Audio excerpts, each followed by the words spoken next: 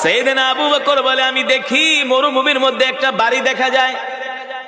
আমি আল্লাহর নবীকে ডাক দিয়া বললাম, নবীজি উনজুর ইলাল আমাম, সামনের দিকে তাকায় দেখেন ওই যে একটা বাড়ি দেখা যায়।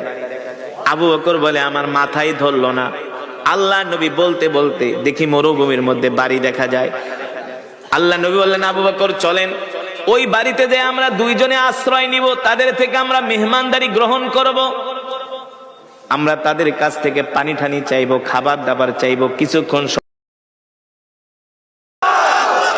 সাইয়েদনা আবু বকর বলে, আমি দেখি মরুভূমির মধ্যে একটা বাড়ি দেখা যায়। আমি আল্লাহর নবীকে ডাক দিয়া বললাম, নবীজি উনজুর ইলাল আমাম, সামনের দিকে তাকায় দেখেন ওই যে একটা বাড়ি দেখা যায়। আবু বকর বলে, আমার মাথায় ধরলো না।